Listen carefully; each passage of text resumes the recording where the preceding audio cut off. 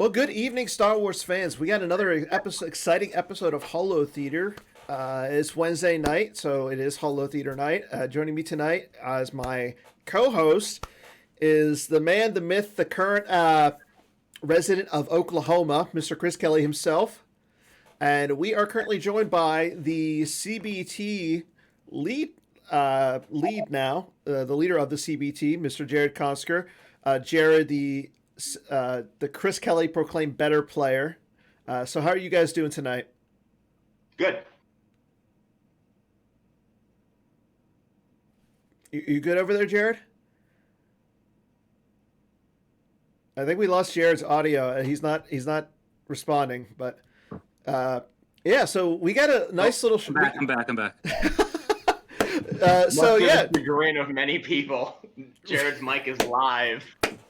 Oh, it's going to be a fun show, everybody. So, yeah, but, I mean, we got an interesting show tonight. As we spoiled a little bit, this is a show regarding around some erratas that are going to be shaking up the Star Wars CCG scene.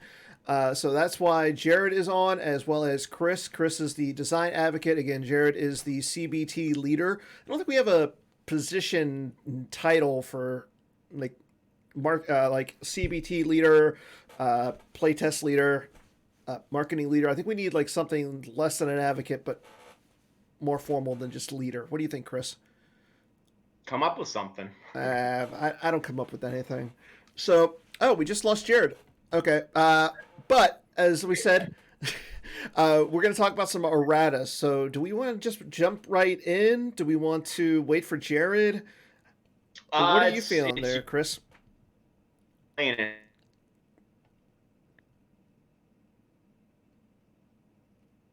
Jared.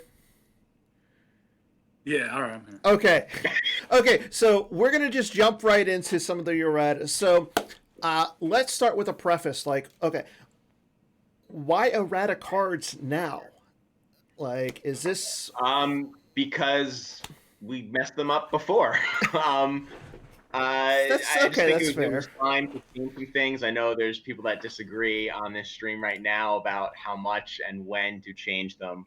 A lot of it is we now have access to more data. We now have access to more games. The meta, I think, because of the coronavirus keeping everyone home and able to play, and then GEMP having everyone able to play quickly. You don't need to re-sleeve cards. You don't need to change decks like physically. You can just pop on and go. I think the meta moves a lot faster than we're accustomed to. It gets solved a lot easier, not just because people are playing more games, because people are watching more games. So you're watching top players play. All of a sudden, you can then adjust your deck like that too. So I think it's just been cause for it. Some of the errata weren't necessarily because a card was too powerful, but maybe it was too prevalent. Or maybe also it just kind of cramped design space. So I think timing was right now, after Worlds. And was there like, so I know that because we're seeing a lot of data from GEMP and everything, and I want to again thank Adam Fletcher, Siri, for everything that he's been doing in that regard. So what is the data saying right now, and what led to this as kind of like an errata? First off, so long as Adam's okay with the Siri thing, I love it. He's definitely the data guru guy. A lot of it was posted to the public forums. I know I talked to Adam on Slack a little bit about and try to get his feedback on some things. And I know Jared, obviously, he can talk too about the poll results for the community-wide poll.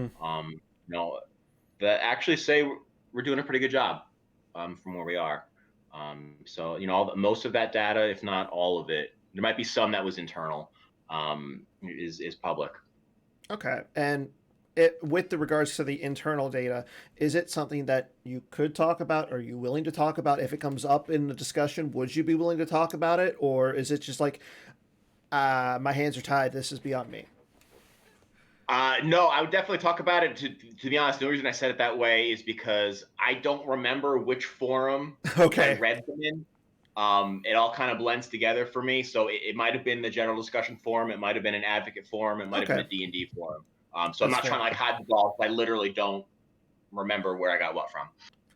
And that's 100% fair. That I mean, again, I think you just moved. You said before, prior to the show, so it kind of makes sense that your mind is a little scatterbrained right now, A little bit. a little bit.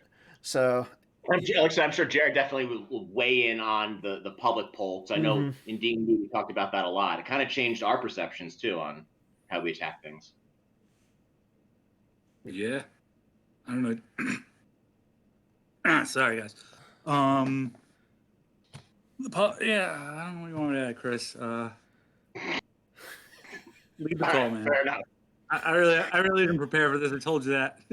That's fair, but you know, I think it's safe to say. I kind of not even sure if we're giving all the errata tonight or picking and choosing. So I want to just start talking about things. Okay. Yeah. So maybe he can feed off this. And I think it's safe and fair to say, I had been pushing for more errata, more aggressive errata. Other people were holding back on that. Once we got the poll results, I kind of did a mea culpa and pulled back a lot, because things weren't as bad as some of the people were talking about on Slack and the general forums. The community is actually pretty happy with the game by and large. And the thing that I think enlightened both me and Jared and the other members of D&D was the community actually really preferred the approach that we had already been taking, rather than the super aggressive approach that we were about to embark upon.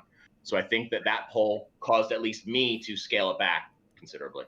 So let me get this straight. So according to this poll, it seems like more people are in favor of minor, gradual tweaks to cards versus a hold on, let's press the magic red button that stands for an R word that I'm not going to speak up right now, because I know there are people who probably will say it.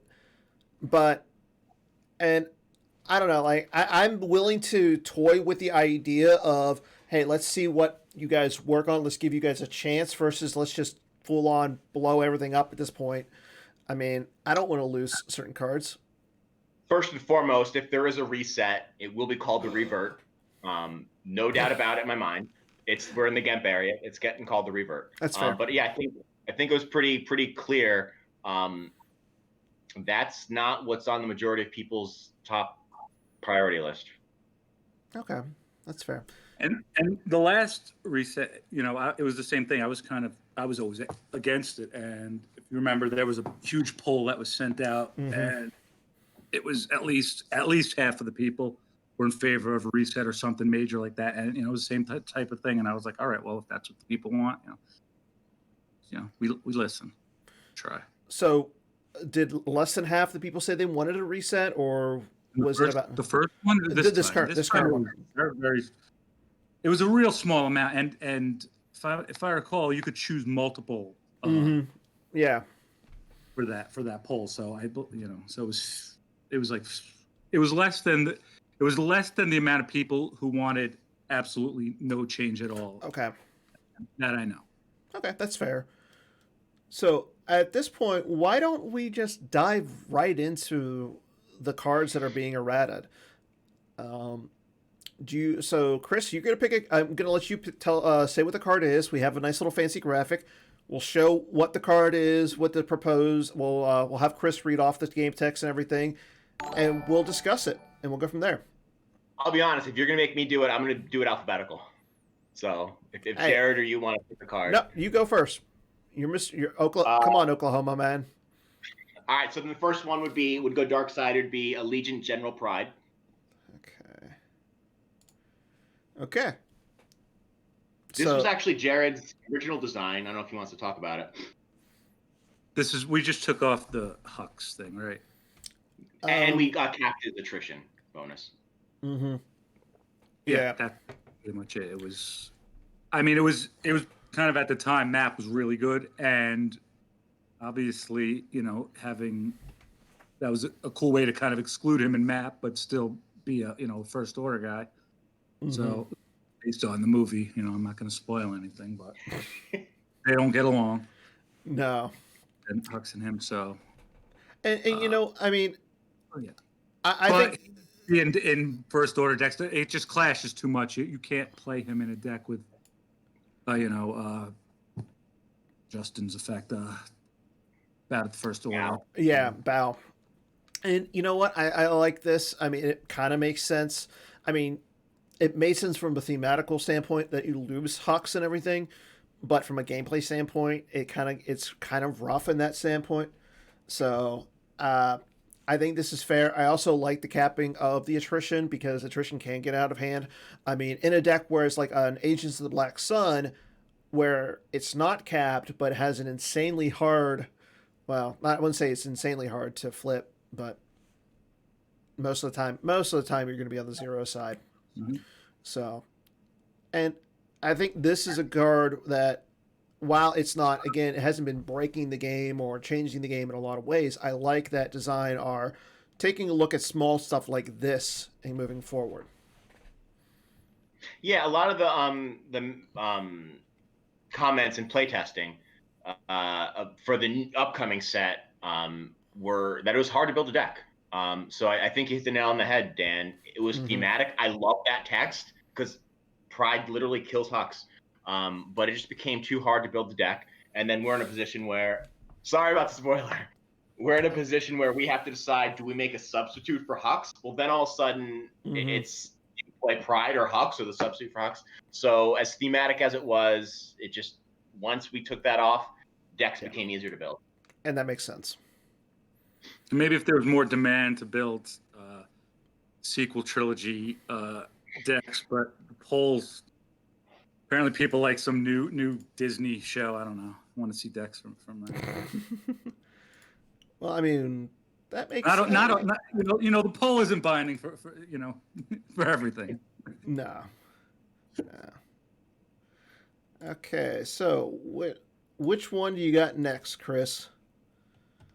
If you want to bring up, I guess, Lana Dobreed. Okay, so we'll talk about Lana. And, I mean, this one's going to sound fair because, I mean, if we're changing this one, we're going to change the other one's getting changed. Yeah. Okay, so Lana's up. So. And again, I think this was not to, be giving Jared too much credit here because I don't like to do that. This was the card we were discussing and trying to account for it. I think it was actually Jared's idea on how to fix this. But basically, to point out the difference, it's a hit character still keeps their forfeit, but they can't be used to satisfy attrition. Mostly to deal with the stacks that Court or ISB have, where you hit a guy and you think they're going to clear two people, and all of a sudden they play this card, you're like, ugh. So it stops that, but still lets you be protected from the beatdown. Yeah, and you know what? This just seems fair. I'm gonna say, not to allude to future to more erratas that we're gonna discuss, but I'm sensing a trend that design is trying to get away from the quote unquote doom stacks, where decks like Court, ISB, No Idea, CCT have 15 guys at a site, and you really can't do anything about them. Yeah, we want to promote interaction and also eliminate the word doom stack. We talked about that. Let's not say that word anymore. Ian, it's not a bad word, but no, I mean, I will say this though. I like these cards. These are probably one of the more solid cards that Chris and Design has created in the last year, 2 years. So I mean, I think they're just straight up utility interrupts that both sides can use, and they're pretty solid. It's also it's one of the cards that comes up often when we talk about things that slow the game down, and there's no beat downs we talk about, and this is one of the biggest cards that prevent beat, obviously, aside from Gick and Hujinks. Yeah, and that's fair. I mean, that's not really the intention. Yeah, the intention was. Yeah. I will say this, though, in the chat, according to Mr. Kenobi Star Wars CCG, who is the one and only Brad Iyer, I agree. Let's bring back some Jay Quill. I want to see Jay Quill brought back because I have a bunch of B-Fred signed Jay Quills pointing out that Jay Quill is Brian Hunter, and I want to play those in a tournament. I mean, we're not going to make him get around the Hoth energy shields again, are we? No. 'Cause, That's just silly. I don't know. What we got next? What do we got next, sir, Chris? Next is Mustafar. I'm gonna let Jared handle this one. Okay. No, I'm going to pass. Fine, I got this one. So the big change in the Mustafar system is it no longer pulls the Mustafar Vader's castle site, and now it doesn't pull any location now. Now it says on the dark side is while Anakin or Vader here gains one dark side icon and one light side icon. This is cool. The text is cool. Yeah. But put it on something. Put it on another system. I like the activation engine. It's one of the, people. It's one of the things that is a lot of people don't like the auto setup, the easy, whatever. So. Yeah. So I've been kind of picking on Jared because this was a hill he was almost going to die on for Mustafar. It does set up the auto engine, and we have been probably pretty cognizant of not letting every deck have to run WISA, Speak with the Jedi Council Chamber, or Accelerate and Sonic for your activation. So it's something we were cognizant of, but at the end of the day, the team as a whole just felt it's auto set up. You pay 3 Force, your activation is pretty well set up. The system has very low liability. The way it previously was written, just put Vader on table to drain 1. So ultimately we decided part of the errata, as I said, wasn't just if it was overpowered, it was, where is it in the meta? And this was very common, prevalent, and it was part of that same, this is my turn 1, might as well start the game at turn 2. And I can understand that. I mean, look at how many decks ran that with KDY. KDY was seeing so much play. Watto was playing it. Yeah. Watto was playing it. Endor Ops was pulling it. ISB. Okay, I won't count that one. Well, ISB was playing it. I mean, there was a lot of good the deck it was doing. Yes, it was doing a lot of good, especially for like a deck like ISB. Yeah. But here's what I'll say is, I brought, this was definitely brought up a lot, and one of the things design, is going to be aware of is perhaps, more giving decks unique activation engines rather than generic things, because even the Whis, the Whis and the Sonics in every deck, stuff like that. So other decks that you're mentioning, hopefully that they'll still get help here and there, in the future. So I mean, from my standpoint, was it does take away from that auto setup, and I kind of like that. There's going to be a little bit more creativity, but it is going to weaken some of the decks. Like you're going to see Watto take a nice big hit because, I mean, Watto's activating. You're losing 4 activation from that. Now, are they going to go back to the bridge with we must accelerate our plans, or are they going to do something else? Who knows? I'm going to let that come to the powers that be. But like decks like Hunt Down V, IE, Bring Up Before Me, stuff like that, or like Map Now, don't play it. I will say this though, Set It actually is a big hit with this, because you could have pulled that plus the Vader's Castle and Senate. You would start that. So you kind of both said, something that I think this errata does help in giving decks unique activation engines. There's a lot of complaints about Sebulba because he generates +1 Force. Well, now all of a sudden that +1 Force is more important in Watto, and it's more thematic in Watto. It also allows us to make a Watto helper. Make some unique thing to Watto that can handle the activation rather than pulling the base that Sidious threw the Neimoidians on. So it opens up some design space too. Also, I want to give credit. I think it was your fellow co-streamer Justin who actually came up with that text. Justin Miyashiro. Design was pretty scattered as far as what text to replace it with. So we were at an impasse. So I threw it out to the playtesting team, and Justin answered the call and came up with that great text. So props to him. So, are we saying we're going to see more Sebulba? I hope so. Oh God, Hope please! so. I hope not. I hope That's not. something. That's something we're all in agreement on. I'm going to say this. Yeah, I want to see. absolutely. I want to see. Unanimous. As long as Chris doesn't play Sebulba, because him saying Sebulba gets on my nerves. Let's bring it. I hope we match up against each other. Jared's told the fair. story before about why I played Watto Worlds 3 years ago, and it's true. It's 100% true story. That's Absolutely. Fair. Okay, so what do you got next? Uh, That was the only. That all the rest of the errata are okay, by the way. That's the only. Okay. do you want to do a There's a quick few. one? Would be Stalker. Yeah, yeah. This one I'm a little hurt by, but we're gonna talk about the Stalker. You're terrible. How am I? Okay, I'd like this because I'm an ISB Big Blue player. A lot of people play the game to have fun, Dan. I play it to say no. I like to tell people no.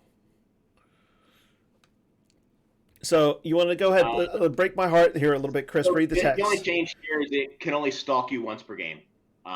We found that the constant move over to block menace fades, move over, follow, it was just too grindy. Clingy. Too clingy. And it just made the card too good. It has a Destiny 4 pull Wow. now. Okay, maybe I'm going to redact my former statement. After Jared calling it clingy, so I'm going to redact my statement. I don't want to seem clingy. No, I mean, I see this. I see the change. I understand the change. I'm deep down. I like the change. So I think this is solid. The Stalker's still a really good ship. So should really be changing Gravity Shadow. yes. I'm not opposed to throwing that on a shield. Yes. No. I don't like changing Decipher cards unless absolutely necessary. Fair. Wait, can we change rule more? We can change more rules now, can't we? Yeah. I like changing rules. Yeah. We could talk to Greg. Greg.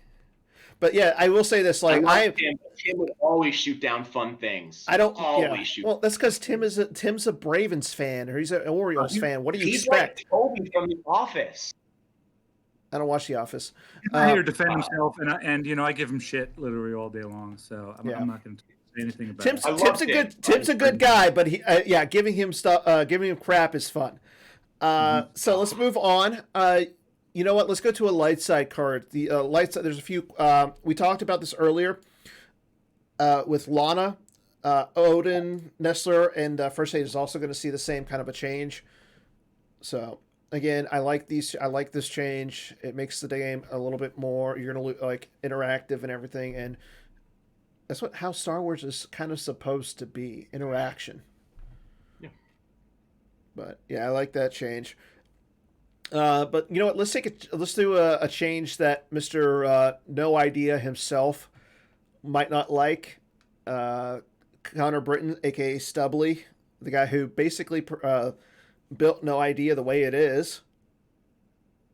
Let's talk about some torn far.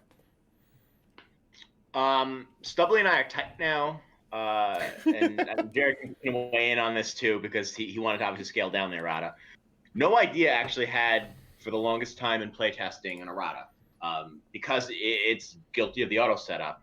But playtesters, including Stubbly, spoke, and we just cut that errata.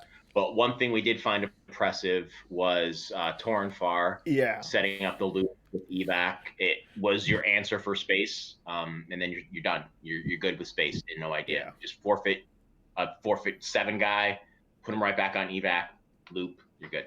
Yeah. Yeah, she was on that. She like crossed that borderline between cool combo and just NPE.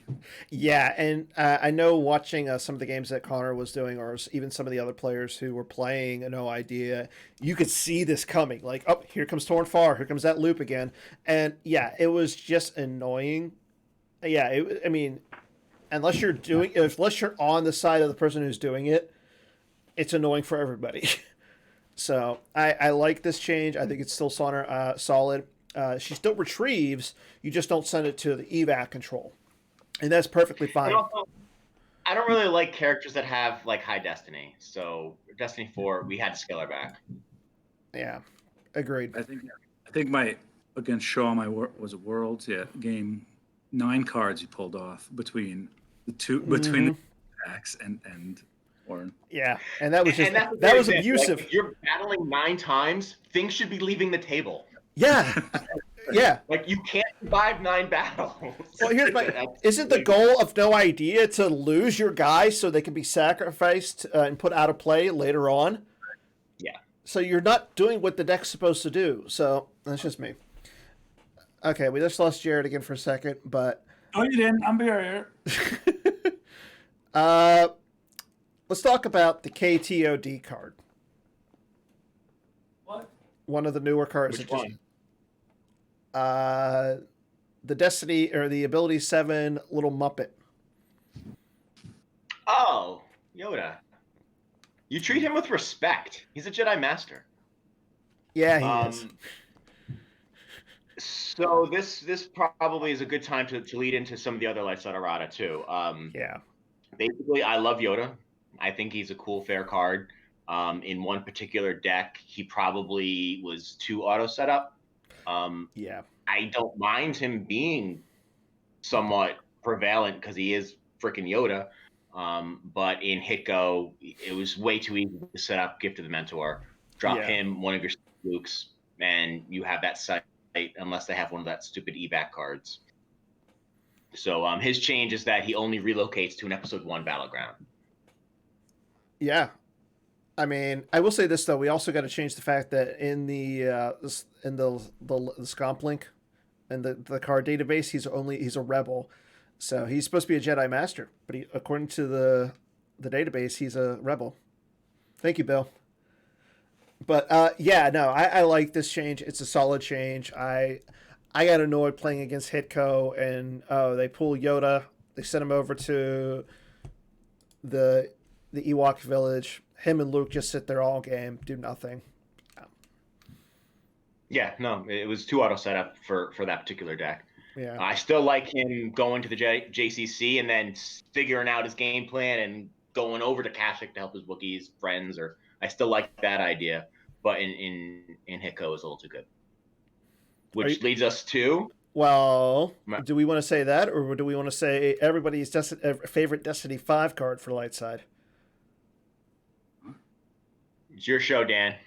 Well, now I'm confused. Yeah, let's go with the Hitco change first. Oh. Yep, we're going to talk about Hitco, everybody. We got some changes with it. Chris, this is your baby. Talk about it. Is it pulled up on the screen? It is. Okay, so just I'll highlight the changes and I'll explain why. The changes are you cannot, per the objective, deploy Episode 1 or Episode 7 locations. The JCC will already be out by then, so that's not affected by it at all. But basically means you can't play Boss Nass's Chamber or Battle Planes. You have to use something other than the Wisa engine to get your activation going.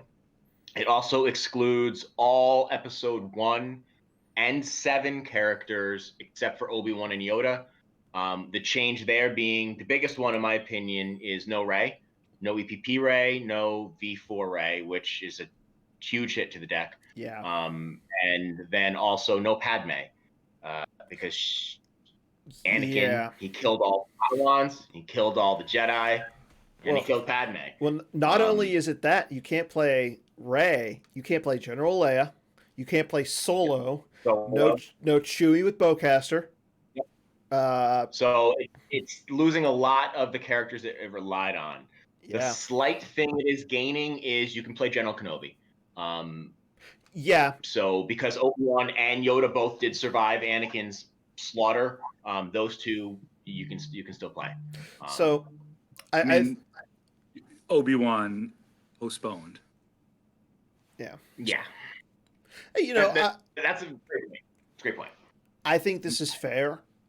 I like that we are starting to limit the deck, what character base can be played in light side decks. We have Court, who can only play aliens. We have IE, that can only play Imperials. We have all scum decks that can only play aliens, unless you're playing like Darth Maul and his ship, but that's besides the point. Agents of the Black Sun that can only play Black Sun agents. You have the new one, Shadow Collective. Like, Dark Side is limited on its character base. It's about time Light Side got the same thing. Now, I mean, there are still a lot of good characters. You pointed out, you can play General Kenobi. You can play Obi-Wan. You can play Obi-Wan with lightsaber. You can play your Yoda. You can play your Luke. Now we might see a Han Chewie and the Falcon in Hitco. Now you might see other new innovations to a Hitco deck. So I like this. One thing is a lot of dark decks it's hard to make there's no scum card or Imperial Enforcement card, and it's a lot of dark decks force you to play Luke, Jedi, Rey. It's kind of hard, so maybe we need to make some kind of scum card, but I don't know. I think there was some in Legacy, but that was a problem for all of them. They all had your destiny is suspended, and you lose no force to agents. True. And now we have map. Yeah. But yeah, the Hitco. But I mean, that's one of the things. I need to step away. I'll be right back. Jared, okay. You're on the show. I don't have the list in front of me, but okay. Okay.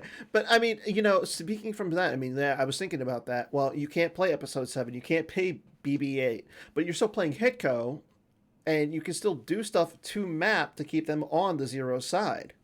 So I think, from that standpoint, you are going to take a little bit of a hit to the deck.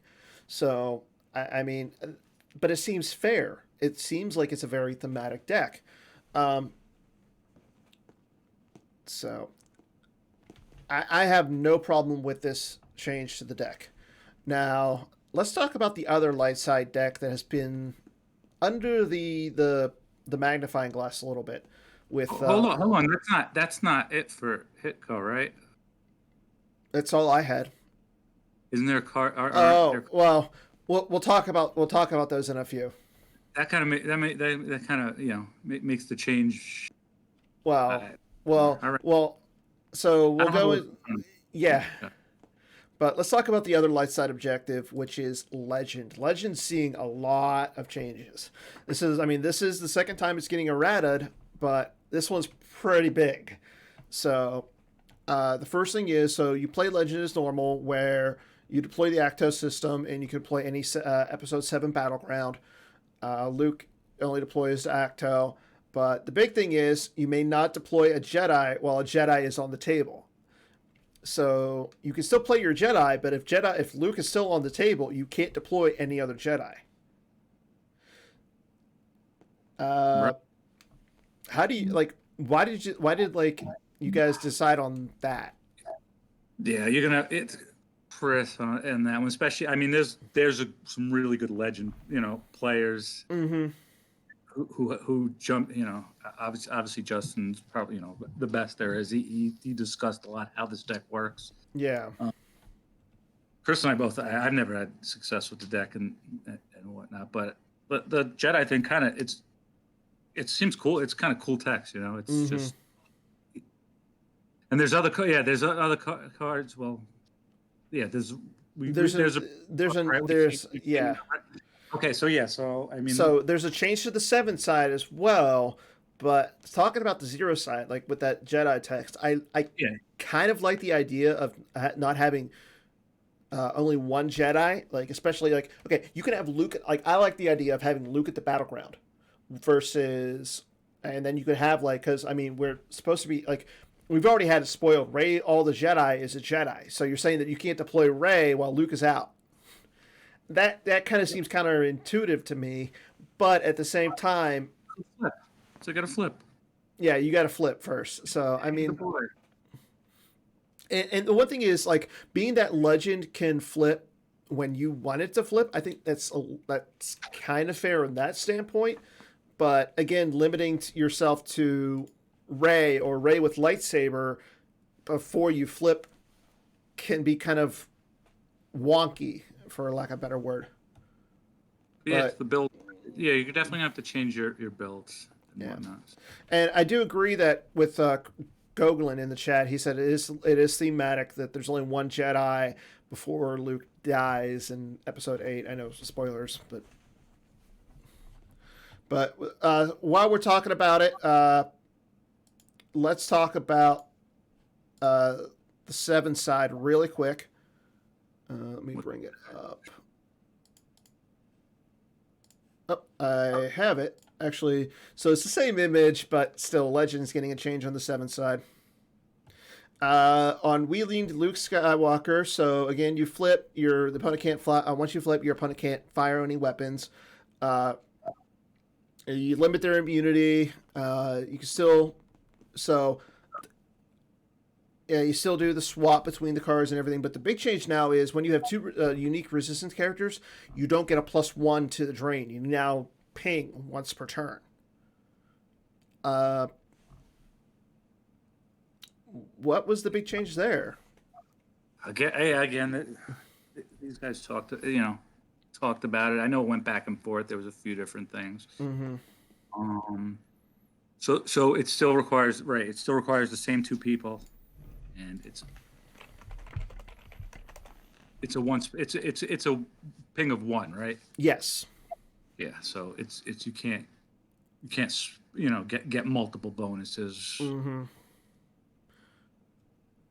Yeah, I will say this. Like for me, the biggest issue with Legend was the character base, and now we're seeing a change to that. So you can play like your Padmes and you can play your Anakins, Skywalkers, and everything, but you can't play multiple Jedi. And I think that's kind of fair. My biggest concern was the whole like you can't play an Episode 1 Jedi, like having Yoda, Qui-Gon, Obi-Wan Kenobi, like all them guys in this deck but it's an Episode 7 deck, so thematically it doesn't make any sense. So hopefully we'll see some more resistance characters for the deck. I mean, I don't want to see the deck go to the wayside. It's a solid deck that we've seen multiple people play and play well. I don't want to see it go away. I just want to see an adjustment to it. So yeah, that's why I didn't have that much to. Mm-hmm. I didn't have that much with this, because I never thought. Not that I didn't think it was that good. I just didn't have that much success with it. So I just never felt like I knew what made it. And you were correct. I forgot that there was a one other card that got errata for Hitco. I completely forgot about that. We'll talk to that one in a second, but. Let's stick with Episode 7 for a second and talk about a Brave Resistance. Okay. This one, so the big change...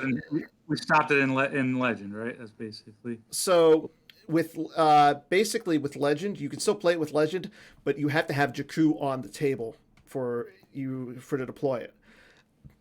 Yeah. I think that's fine. I would have gone with maybe a Jakku location, just as like a little bit of a difference, so that way you could play like either one of the 2 or one of the few sites, as long as it wasn't Ray's. Well, as long as it wasn't Ray's encampment, I would. Yeah, no, it's bad. But yeah, and as long as, I mean, I'm fine with this one. You can still play it in OA where it's meant to be played. You can still play it in Legend. You just have to start the system now, and I think that's fine. That way, because with this deck in particular, you want to be in a 2 theater deck. You want to be on a site and a system, so I think that's fine. So I mean, I like the change overall. I think it's fine. Good. You still do the swap, and has to be less than or equal to their ability, so that's fine. It's still a good card. And it slows you down if you want to play it, because you're not starting to locate the site that pulls another site right away. Exactly. You can still pull it, but then you have to pull loops, the 2-0 first. Mm-hmm. Yeah, and I have no problem with that.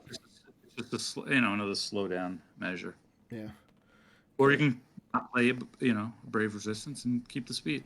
Yeah, that's another option. I mean, because I will say the whole like you automatically pulling Leia, swapping Leia first turn to go get somebody that you want. Is really annoying. Like it's a solid strategy. I have no problem with it, but just seeing it game after game, it's the same thing game after game after game after game. Come on, I mean, let's see something new. Okay, but let's talk about that other Hitco card really quick. So Anakin Skywalker, the big helper that came out last. That's not even the one, but go ahead.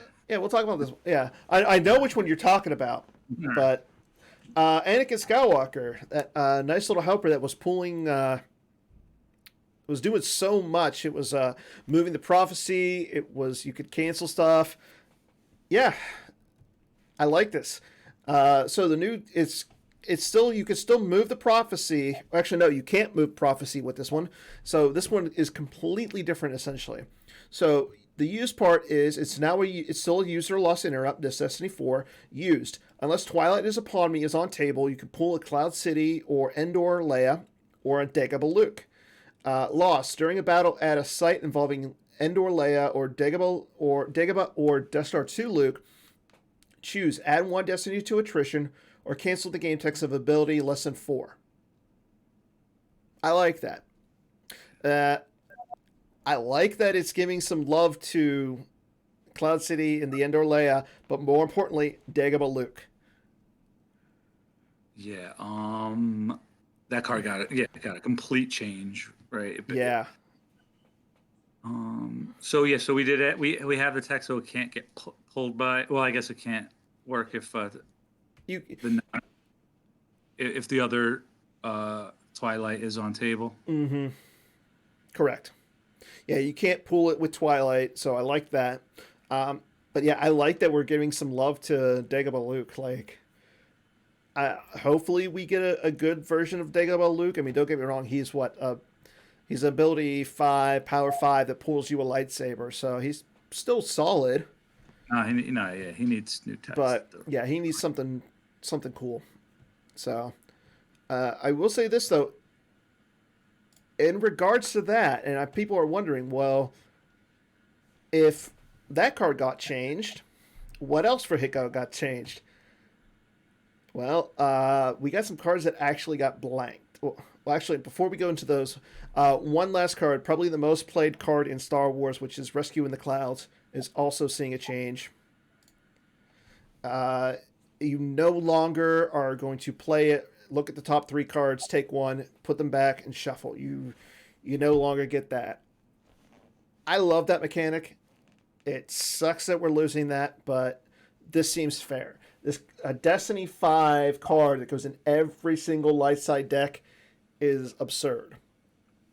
So now, instead of that, the use part is at assistant or bestman location, choose. Cancel a just drawn Destiny, targeting the ability or defense value of your not undercover character of ability less than 5. That still remains. Or you can add draw 1 Battle Destiny if unable to otherwise. So I like it. It's still really good for your Quiet Mining Colony. So sorry, I had to step away. Did you guys? I heard you were talking about Anakin Skywalker. We talked about Hitco. We talked about Legend, and we talked about we talked about Hitco. We talked about Your Baby. We talked about Legend. So let's go back to Legend really quick. I want to go back to Anakin. Well, did you guys talk about how it pulls Son of Skywalker and Daughter of Skywalker? Yes. That's and awesome. So here's my question. I cannot top that. So here's my question to you. That will ever come out of my brain. I'm out. Okay.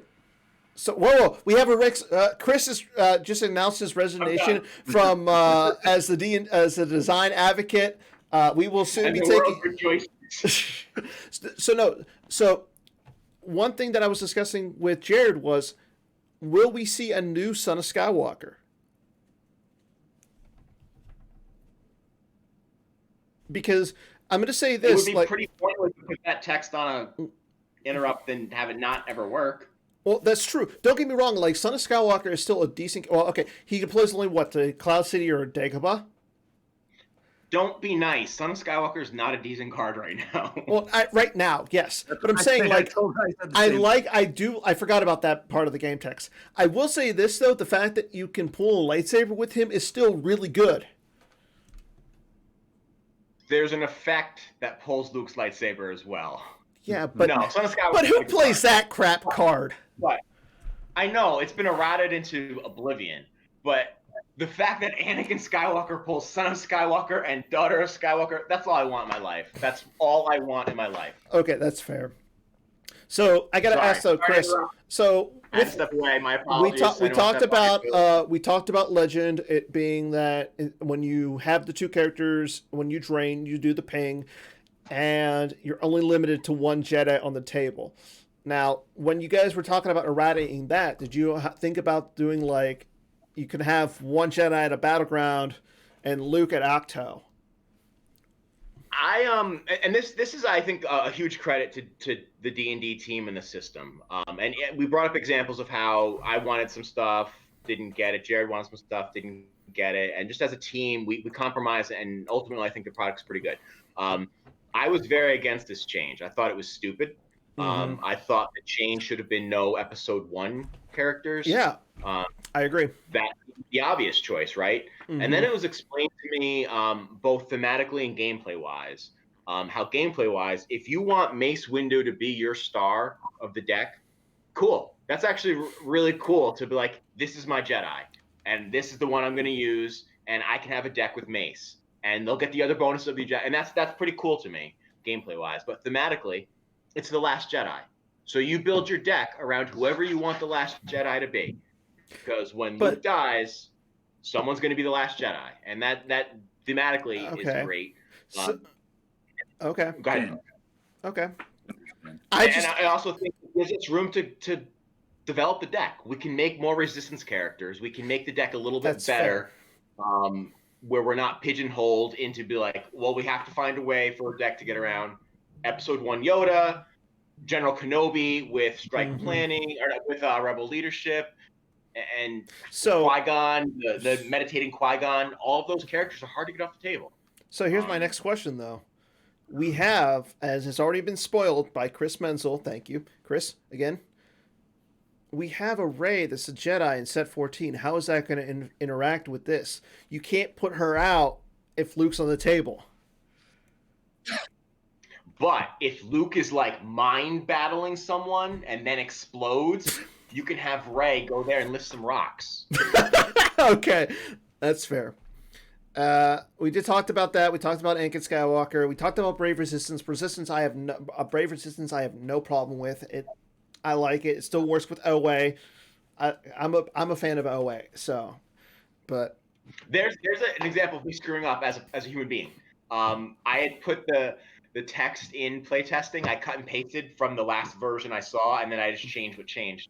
I forgot that it was errata, so I put the old text of ABR in playtesting, and playtesters were like, "You're really screwing away here." And then I realized it was a cut and paste error, my fault. So these things happen. Thank you to the playtesters. Yeah, they are the unsung heroes of and the proofers and the Gemp slicers. So, okay. So we have some cards that are getting blanked. Do we want to talk about those? We could talk about go for it. The Hit Go one, since we already talked all about Hit Go. Well, I'll bring them all up together. So we have 4 cards in total that are getting blanked. So if you just recently printed out these, I'm sorry. You wasted your ink a little bit. Get ready, because Imp Justice, Help Me Obi-Wan Kenobi, and Quite a Mercenary are getting blanked. Twilight is Upon Me, and Evac Control, all of them getting blanked. So, Chris, so these are now getting blanked. What are you going to replace them with? Well, I don't know if Jared wants to talk about the Evac and the Justice. Those he hasn't liked for a long time. Mm-hmm. So those we're not. I mean, those are going to kind of get replaced, right? Yes. Basically. Do you have text there? You can bring up. I don't have any text. So for the new one, replaced by effects that yes, Shot in the Dark and Flash of Insight. Well, let's bring up Shot in the Dark. Twice, right? Yeah. So I got Shot in the Dark up. So let's talk about Shot in the Dark. It's the same text, but twice per game. And the reason that it's because we want to be unique. That's the reason the name's changing instead of just an errata. So it's not really a blanking. I mean, you could think of it as an errata to working twice. Yeah, it just works twice instead of 3 times. Not twice per game. Excuse me. Not twice per game. The limit will be 2 battle decks. No, it's going to be limit to one like old Justice and Evac, but it only stacks 2. Okay. So it's not twice per game. That's it. That's it. Still limit 1. So yeah. So you can only have one of these on the table at a time. And that's it. Yeah, and you know what? I have no problem with this at all. Because now it'd be like, okay, because I would play a deck that has like runs 2 or 3 2 copies of Justice, or you run 2 copies of Evac Control. Like I know I ran that in my No Idea against Chris Gogolin recently in the Game PC. I was just peeling cards off there like willy nilly. Now you have to be really picky and choosy. I mean, I like that. Now, I mean, unless you're like Kyle Kruger, who in our match in the Game PC, he threw down his Evac Control and stacked Luke Skywalker, the Last Jedi, turn 1 on it. That, I mean, I can see, like, it hurts a little bit. But, yeah, I like this change. I like... yes, Tornfar, Chris Gogolin, yes, Tornfar is getting changed. She no longer works with Evac Control. Which is good because Evac Control's getting blank. Exactly. So like Shot in the Dark, Light Side's going to get one as well. The Light Side one is going to be Flash of Insight. So I'm glad to see that Flash of Insight is back in some capacity because that was always a fun legacy card. By the way, talking about cards that slow the game down, those are Evac and Justice were, cards that always came up too, just like the interrupts. Oh, yeah. So, and then like my father, or not like me, Help Me Obi-Wan Kenobi and Quite a Mercenary is going to be blanked. Quite a Mercenary is going to get the text. Let's see, I don't think I have that one. You know what? Let's bring up really quick. We'll talk about Twilight. So Twilight's going to get completely banked. Chris, talk about Twilight for a second. Well, just go act Quite a Mercenary. It's going to get the Stunning Leader text that the combo had. The reason really for the combo was late in the set 13 development. We were literally terrified of CCT, because we just took Throne Room out and we thought CCT and Court would just roll over everything. So we needed a super, super strong card for Worlds to make sure that didn't happen. So that combo did its job. Thank you for your service. We appreciate it. But now that we have a little more time for things and to slow some things down, we got rid of that combo and just added the Stunning Leader onto the regular Quite a Mercenary because we still don't, because without the firepower shield or the weapons supply shield, we didn't want that card really running crazy. So that's the reason for that change. And for Twilight, it was part of the automatic engine. Hitco played exactly how we wanted it to play, 50-50 more or less, day one, which we were super thrilled with. But it was the automatic engine of my first turn, deploy the hut, Yoda to the council chamber, move Yoda over, or keep him there and wait for Luke. It was just all the same, so we want to get rid of that. Awesome. See, I like that. So here's my question, though. With all these coming erratas, how is this going to impact with set 14? Like, are we going to see positively? Are we going to see a lot of changes that, like we said, are we going to see some new cards that would help, like Hitco? Because Hitco just lost its easiest way of pooling the Yoda's Hut and the Death Star 2 walkway. I know that's coming. I know we're seeing like some map cards, so I like that Pride got a change, Legend got a change. So are we going to see some new resistance characters?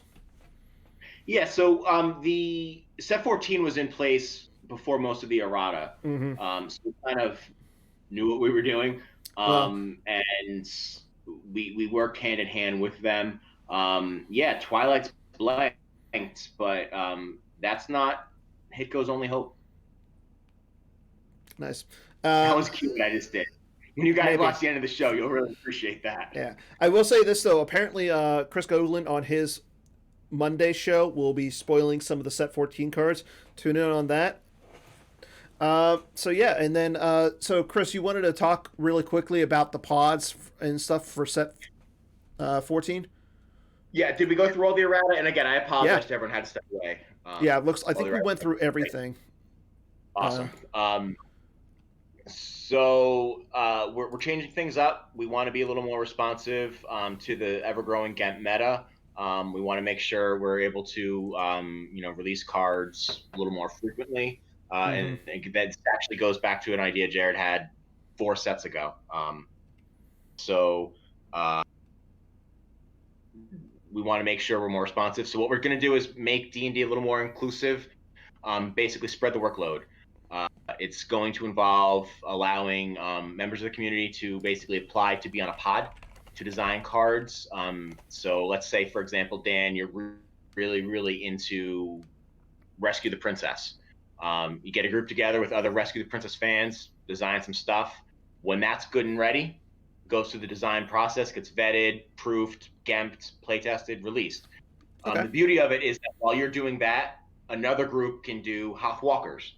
And so it's not the same group of people always working. It's different people. So we'll be able to release cards more frequently. I like that. When you're done with yours, this other group's ready. And it should be a more fluid release. And involve more people in the process as well, get more creativity, get more individuals, more voices. Should be great. Along with that, we're actually fortunate. Jared's the longest serving member on D&D. He's going to shift over to CBT. In that we have a lot more data, we have a lot more things to think about, and we have a lot more cards. We're on set 14 already. This new process is only going to add more impactful cards to it. So it makes a lot more sense to kind of diversify that as well. So I'm appreciative that he's willing to take that on. And going to look at things differently. Like the Hitco thing. It's not because of it's overpowered, which CBT was normally constrained to. Is this too prevalent in the meta? So we're excited about a lot of things. Did you talk about Hunt Down? No, we didn't talk about Hunt. So we actually have 2 Dark Sides objectives to talk about. I completely forgot about them. It's yeah. Once you left, I mean, I lost like all sense of. But excuse me. Yeah, let's talk about Hunt Down really quick. So Hunt Down got a change as well. So on the 0 side, you're no longer able to start SSA. So slip lighting away with this because you're going to start Vader's Castle and you're going to start a Cloud City site that has exactly 1 dark side icon. So you can still start your you just throw out prepared defenses and you play your security precautions. So you still get that +1, but your activation's a little less now. So you don't have that auto. Your engines. You won't get your security precautions. You mean? Oh, you're right. You're right. Yeah, no security precautions. Yeah. So and that's another thing, taking away the automatic first turn. You might not be able to get Vader at first turn. I like that. I like that change. The site was mostly playtesting driven because we had it at something else, and they pointed out it would be insane if we did what we wanted to do originally. So props again to the playtester. We thought that was thematic. You could do the dining room, the security tower, and some of the other one sites. The Port Town District, according to Chris Gogol. No, can't do Port Town because it's not a Cloud City icon. Oh, it has to be a Cloud City site from Cloud City. Port Town would be the same problem because it's everyone's deploy -1 and it's drain +1. That's okay. So yeah. Okay. Let's talk about the other big change with Hunt Down. Oh, this one I'm actually. Oh, there's 2 more actually. There's 2 more, but this is the big one. Are you talking about the Inquisitors? Yes. No longer playable in Hunt Down. They are Destiny +1 rather than Destiny +2. I love so instead of a deck full of Destiny 4 big guys, it's a deck full of Destiny 3 big guys. Yeah, that seems 100% so much better than what it was. Because I was against that. Why? Because I like drawing Destiny. Weren't you the guy who just like a couple of minutes ago said you don't like torn far because she's Destiny 4? Dan, you're the only person who thought I was serious with that. All right. Go back to New York. So let's talk about the 7 side. 7 side is the change I'm actually probably the most excited about. Yeah. Because it's something that I will admit I missed. It was something that when it was play tested, it's not too powerful. It's not. It's totally fine. It's just when you're playing the deck, it's annoying AF. You would battle Vader with your Jedi. Mm-hmm. Vader would hit you, you would hit them, mutual clear, you're all happy. You forfeit first, you lose your Jedi. Their objective flips. They lose Vader, their objective stayed flipped. That just seemed not cool or okay. Yeah. So like it felt dirty when I was dark side, and if that's like, oh, is what I feel is a good gut check. If when you're doing it, it feels dirty, it's probably not okay. So we changed it so that Vader has to be on the table to stay flipped. So we don't have that weird interaction of you battle, you forfeit first, I flip, like that. Yeah. So you're gonna get pinged by Visage now. Yeah. So I mean that's fair. Let's talk about the other big dark side objective change. I know Paul Myers is crying in his beer right now if he drinks beer, but let's talk about IE. I think I was talking with Jared Napolitano. Sorry if it was someone else. I apologize. About what card has been changed the most, and it's IE. Something about starting a giant starship at a battleground is really hard to balance. The change there is going to be no Admiral's Orders at all. Just can't do it. Admiral's Orders have a built-in cost, and that deck starts with that cost paid. You get a forfeit 6 dude on that ship for free every game, and that is the classic example of the auto setup. Every turn is the same unless you happen to activate something. Your turn 1 is just repetitive, so we wanted to get rid of that. So no Admiral's Order at all. No Endor Shield is receiving no change. Thank God. See, now that Jared's I do like. The hero we need, but not the one we deserve. So, okay. It's weird how he So I know that this card has received a lot of change. I like that you can still play the walkers, but you can't pull them. It does slow the deck down considerably. And being that it is a slow deck already, and it's not terribly hard to flip it back, do you think this kills the deck? No. You still get a giant ship. And if the fact that you can't pull a walker is what kills the deck, I don't know. It's still going to have its strengths. It's still going to satisfy battle plan. You might have to play it a little differently, but that's okay. Also important, you're still allowed to draw cards. You activate them and draw them. You can still do all that. And also, I kind of alluded to this on Slack. It allows us to make an IE helper. Okay. That was never, ever, ever going to happen. And now it can. So it's overall going to be a positive. And I will say this, being that you can't play General Leia in Hitco anymore, because now she was the big thing that hurt that deck, and until you battled her off or trampled her off or whatever, I mean, okay, that's fair. So you're right that you can still draw the cards. I do agree that you do have that giant Star Destroyer already on the table, and it's the only deck that does that, which makes sense. I do agree there is that.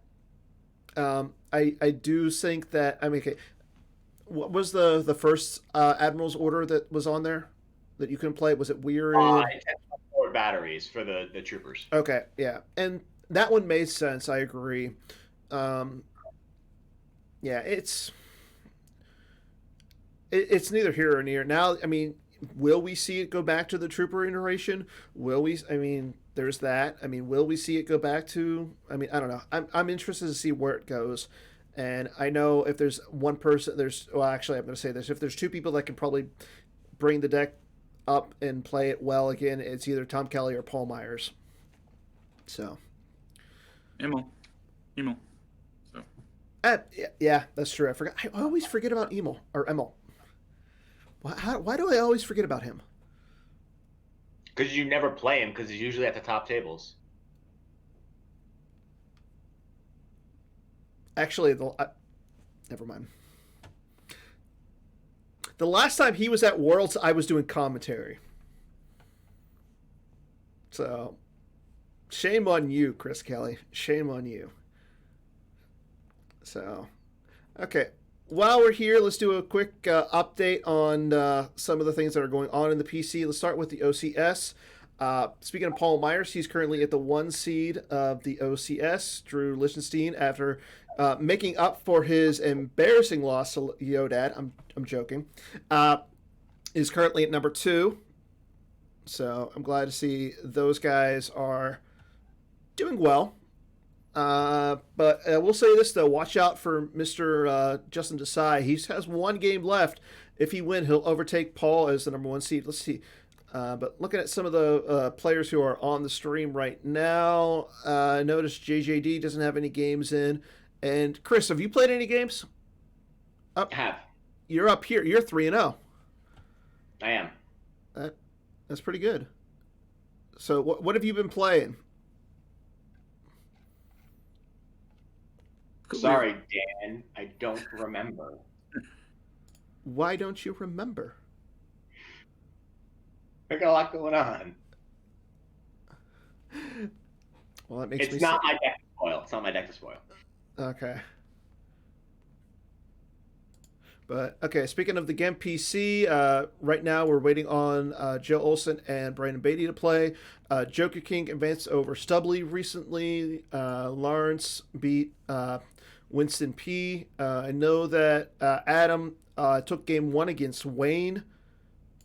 Kyle Kruger smashed some guy named Dan, or DTartag 1.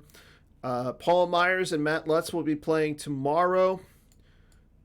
Timo Dussel continues his the Timo Dussel train of dominance. He beat Jared after playing a crap ton of games in the Jawas in Love. And again, Scott Lingarell is playing Adam Fletcher. Scott won game 1 by 15. And then just as a reminder to everybody, here is a list of the upcoming events and everything. Up next, we have, starting next month, or actually no, starting in April, is going to be the Premier SR2 League. If you haven't signed up for that, please do. It's going to be a blast. Jared Napolitano is working his butt off to get some amazing prizes. I believe whoever comes in first is getting a Japanese Devastator. So that's going to be pretty cool. And I take it both of you guys are playing in that event. Am I correct? Yeah, that's actually what Jared and I were talking about on the lead-in. Where if he wanted to play Premier Death Star 2 tonight to test, I was going to blow the show off and then do it. We're having a blast playing that. So just a reminder, so the MPC is going to be in in April, at the end of April. The top cut, either the top 8 or the top 4, the tournament committee hasn't decided yet. They'll be playing the weekend of May 1st. Once we have more information on that, go ahead and check the forums. We'll let you know again on the show. But I know now it's time to do Chris's favorite segment. I was going to actually cut that from tonight, but Chris told me not to. Let's do some swing and a miss. So, starting off with question 1. Speaking of Scott, will he choke against Adam Fletcher? Or will he win, or will he at least lose by less than 15 to advance? It's will he choke is the question. So is he going to win or at least lose by less than 15 in game 2. So you're saying Scott's going to advance? Yeah, I think he's playing. He's on a hot streak lately, right? He's playing well. Yeah.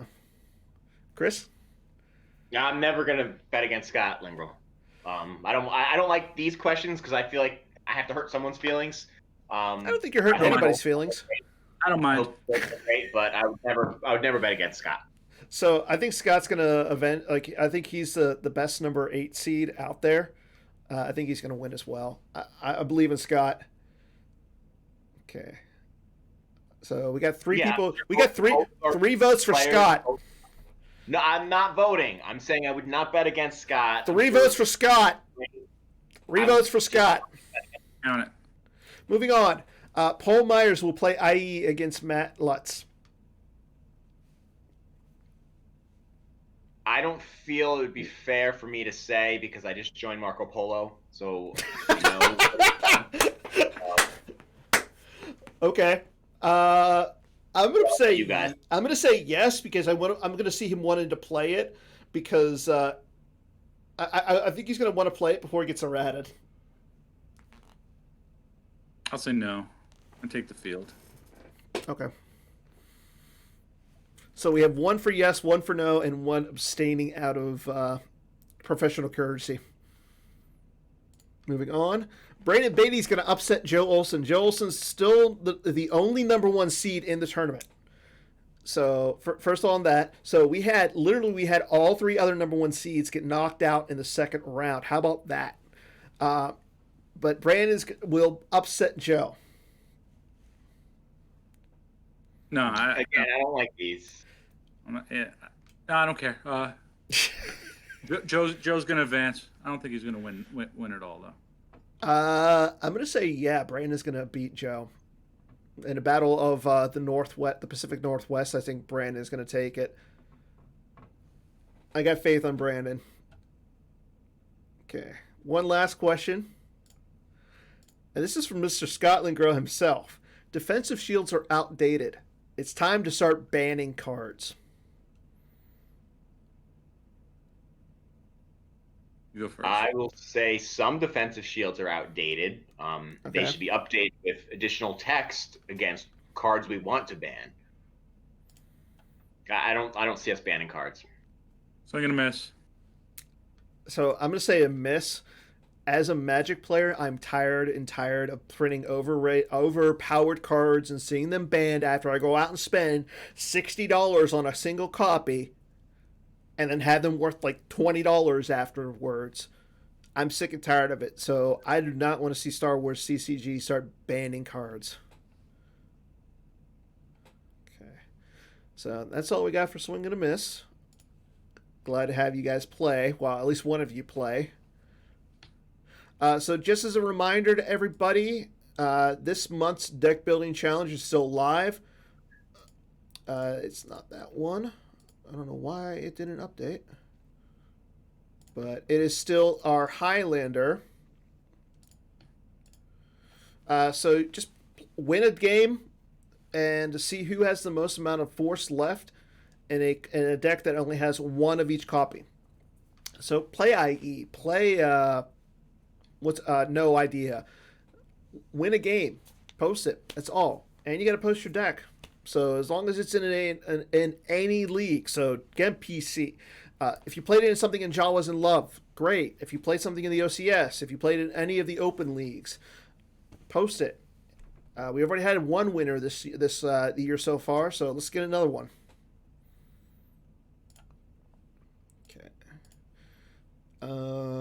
So I know Chris wanted to bring this up, so let's talk about card of the week. Let's do Jared's first. Yeah, we're going to talk Jared's first. So Jared, what is your card of the week? Chris, what's my card of the week? You picked Ray. Ray is my card of the week. Why is Ray your card of the week? Because I got a text that said earlier, card that you like, and I was like, okay, Ray. No, I like Ray. Ray is, it's also because Ray was a card I think that was discussed with with the erratas, and I don't know if I actually threatened to lay down in traffic if they touched Ray, but she really get errated is the bottom line. So we're all happy. Okay. Ray was in the errata discussion for the majority of the time. What it kind was of changes? interesting because a lot of people actually. It what? I was gonna say, what kind of changes were you gonna do to Ray? A lot of people changed their mind. Some of the conversations included make her deploy 6 -2 to Jakku. Oof. Only let her scavenge, like deploy and grab from used pile, either on Jakku or at an episode 1 site to limit that a little bit, or only let her scavenge or force pile on Jakku. Things like that were all discussed. Oof. Yeah. A lot of people, like I said, changed. Like during the discussion, people were swaying other people, and including myself and even Jerry at one point. So ultimately, I think we decided not to touch her because she should be the best character in episodes 7, 8, and 9. Like she should be great. Like if you watch the movies, she's right. So she should be really good. But also, she wasn't guilty of the auto setup. She was someone that you would deploy and put thought into what card you wanted. And also, you sometimes wouldn't want to deploy her because you needed a card and it wasn't in your use pile. So she wasn't guilty of the auto setup like we were trying to attack. Okay, that's fair. I mean, she's kind of auto sup in OA. Now, is that more along the lines of like strike planning plus General Calrissian versus her? I don't know, but that's. I apologize. In OA, obviously, yes, she's pulled, but we weren't discussing touching OA really. Yeah. OA is a deck that needs help. But just as far as in throne room, Hiko, all of that stuff, you would sometimes delay deploying Ray because you needed a card. Yeah. And if it wasn't in your pile, you'd wait next turn. Okay, so let's move on to. I think Ray, Anakin, Luke, Farm Boy Luke. I think those cards are all perfect. They're the representative of the star of the trilogy they're in. Yeah. I don't know. Fan of those cards. That was part of my argument too. Yeah. It's like and I buy the iconic card of the set. Yeah, and honestly, like I agree with 100% with this. Like Anakin is the best card from episode 1. He's the best, essentially the character outside maybe Obi-Wan, or any of the Jedi. Luke, Farm Boy Luke is good in space, but then you have like Luke Skywalker Jedi Knight if you really want to get in depth with Luke. So yeah, I mean, I have no problem with that. So let's talk about your card, Mr. Kelly. I don't want to step on Chris Gogolin's toes, who's going to be spoiling more set 14. But as I said, we did do the errata and 14, mostly hand in hand. Design kind of knew what was going on with that and then released certain other things. So part of the Hiko errata is you can't play episode 1 sites. And if we're also taking away Twilight, well, what's it going to do for activation? So we thought, what would be its only hope? So my card of the week is the set 14 card, Our Only Hope. And it's up on the screen. Oh, I could have picked a spoiler. No, Chris is special. Your first card was lateral damage, bro.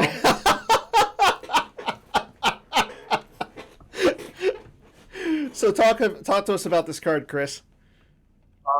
This is basically Wisa. It's basically Wisa. It's only in Hiko.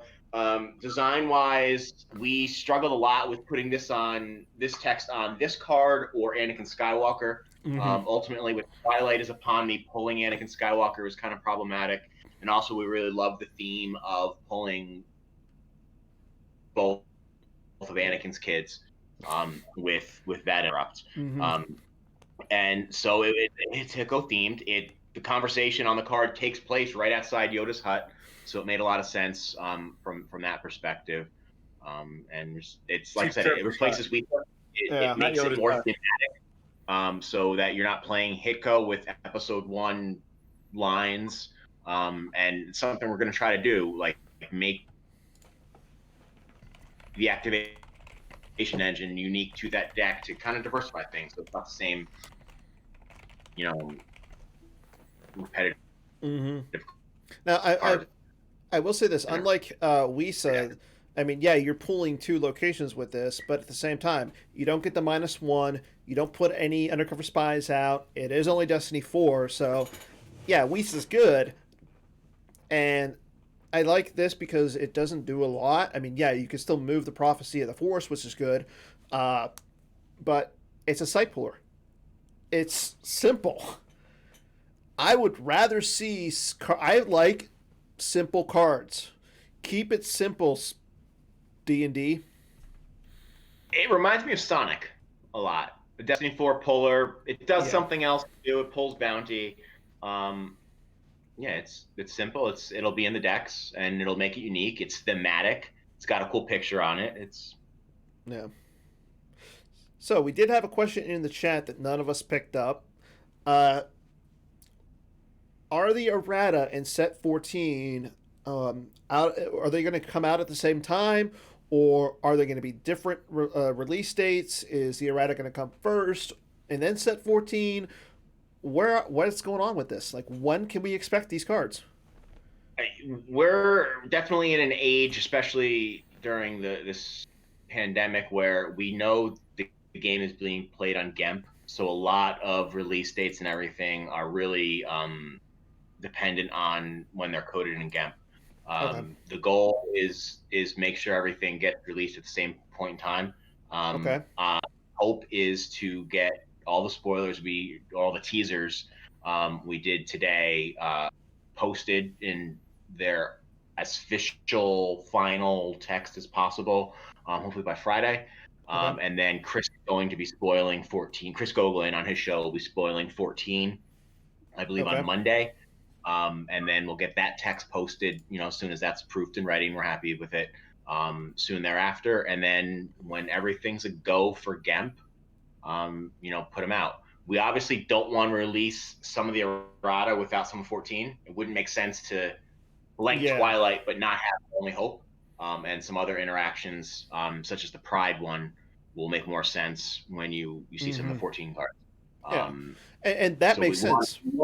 To answer your question, we want it simultaneous, and we're going to try for simultaneous. But a lot of that depends on technical stuff. So the stuff that we showed tonight, as always, is not finalized.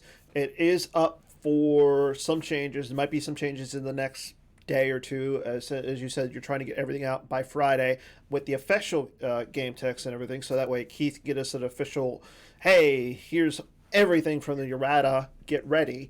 And being that Monday, Chris again is spoiling the spoilers. Or set 14, that makes sense. And being that again, Hitco is changing, and we have some cards in set 14 that are going to alter it a little bit. Yeah. So, hey, if the sooner the better. I'm getting the meta's okay, but as if anybody who's seen Wonder Woman 84, this is good, but it could be better. But I think it's time for my favorite part of the show. We're going to end this show on this note.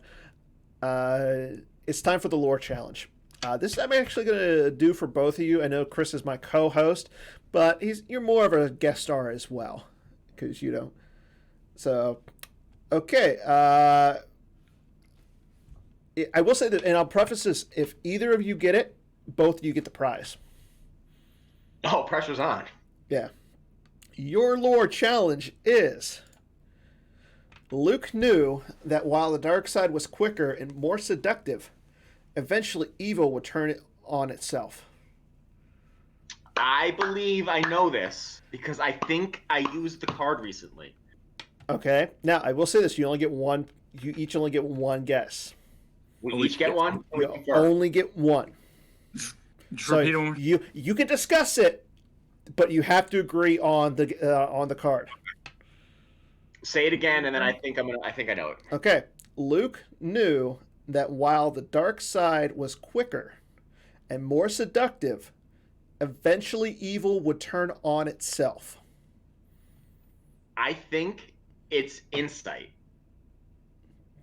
And I recently used this in my testing for Premiere through Death Star 2. That's what I think. I don't know, Jared. Now, I will say this. I'm not telling you the side. I'm not telling you the type.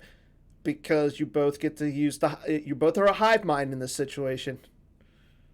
I don't know what hive mind means, but guess that. Yeah, guess that, and then we could this way. I don't have to think if you got it right. Okay. I'm gonna say serves you well. Your insight serves you well. Is this your final answer, Chris? Yeah. Does my insight serve me well? Your insight does serve you well. Nice. What do we get? So you guys are going to get one of the foil cards that I make. All right. I'm not going to tell you what, because this one is actually so. All the so basically, you know how I've taken Jerry, put him onto the Holotheatre. Well, all the guest hosts are now getting their own card. So for like Kendall is getting a special corn horn made. Matt Lutz is going to get a special card around hyperdrive. Chris, I would make you a Luke Skywalker Jedi Knight, but unfortunately, no, I'm not doing that. So you're going to get something else. I got plenty of those anyway. Yeah, you're going to get something else. So I have been working on these for a while. So Jared's better be a Gungan. I'm not a co-host yet. Yeah. This is only my second time on the show. So right now the co-hosts are Scott, Justin Desai, you, Matt, Jerry, Robbie, and I know I'm forgetting some. Kendall. So, and those are going to be the first iteration of these. So, cool. I'm excited. So those are going to be the new prizes. I ordered paper. It still hasn't gotten to me yet. That's why I'm waiting on printing everything. So once I get it, I'll be able to print those, and I'll get all the prizes out to everybody who is patiently waiting. So if you have won a prize and you haven't gotten anything, one, I'm sorry. Two, please PM. If you have come on and I've said that you won a prize, please PM me letting me know, one, your address, and two, that you won a prize, and I will get something sent out to you as soon as I can. But I will say that's all we got for tonight. I mean, that we went an hour and a half, boys. This is, I mean, it was a special show. We talked about a lot of the changes to Star Wars CCG. We got a lot coming up this year. It's going to be an exciting year. I'm looking forward to the premiere of Death Star 2. I played briefly during that era, so I'm looking at playing some interesting decks. I know it's going to be weird, so I'm looking to that. I'm looking forward to the NPC. I'm probably going to do the streaming / play, so it's going to be long for me. So, but yeah, it's going to be a fun year. Again, Monday is Chris Goglin's show. He's going to be spoiling all the Set 14 spoilers, so make sure you turn into that. Till then, I want to thank Chris for coming on as my co-host / guest host, Jared for coming on as our guest star. Thanks for having me. And that's all we got tonight. So, good night, everybody. Everyone.